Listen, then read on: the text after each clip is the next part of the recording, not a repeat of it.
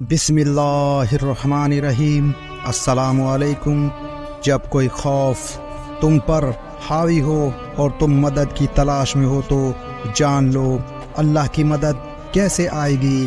ناظرین، لوگوں کا آپ کو اذیت دینا یا کسی کا بدل جانا یا کسی چیز کی بے انتہا طلب ہونا یا کوئی غم تکلیف کرے اور تم شدید مایوسی کے عالم میں مدد کے اسباب ڈھونڈ رہے ہو تو سنو، قرآن کی ایک آیت کا مفہوم ہے کہ اللہ کی قدرت کے دو نہایت حیرت انگیز معجزے جو ابھی تمہاری نظروں سے اوجھل ہیں۔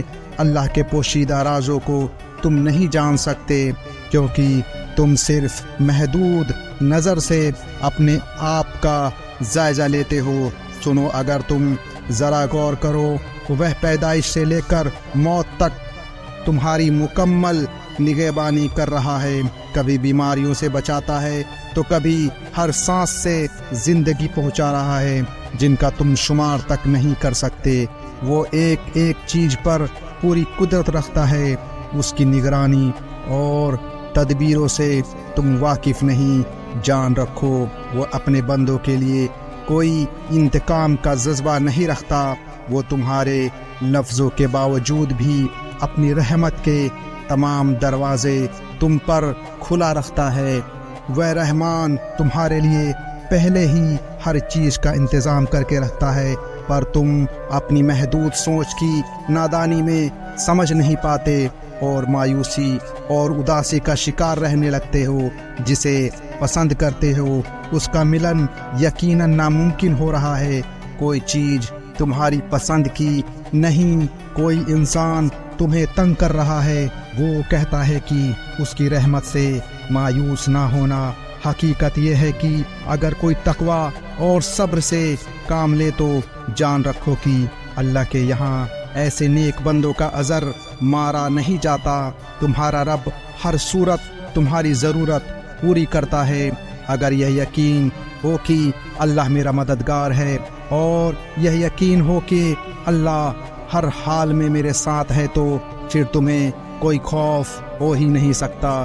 ذہن نشین کر لو، اگر تمام انسان مل کر تمہیں کوئی نقصان پہنچانا چاہے نہیں پہنچا سکتے مگر جو کچھ اللہ نے لکھ دیا، مگر وہ شے جو اللہ نے طے کر دی ہو۔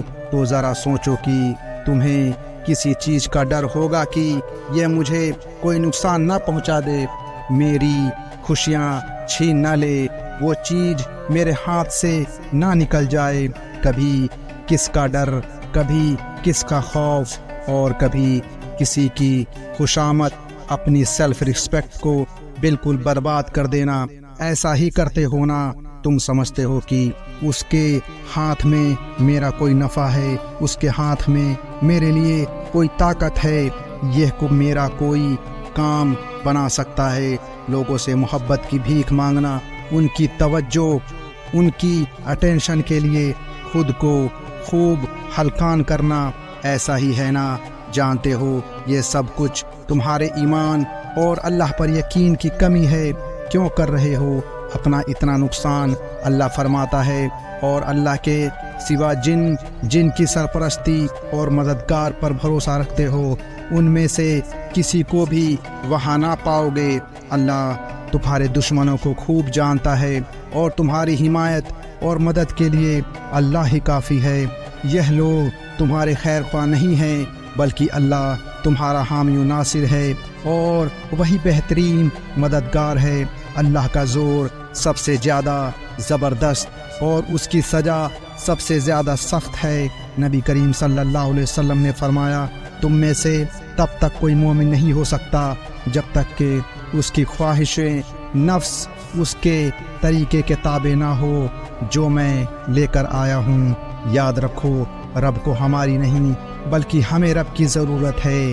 جب یہ غلط پاس ورڈ سے معمولی موبائل نہیں کھل سکتا تو پوری طرح سے زندگی سے مدد کے دروازے کیسے کھل سکتے ہیں؟ اگر اسے وقت پر قابو کر کے لگام نہیں ڈالو گے تو یہ تمہیں قابو کر لے گا، اور پھر یہ بے لگام گھوڑا تو تمہیں گرا کر زخمی کر دے گا یا تمہاری منزل کو گمنام۔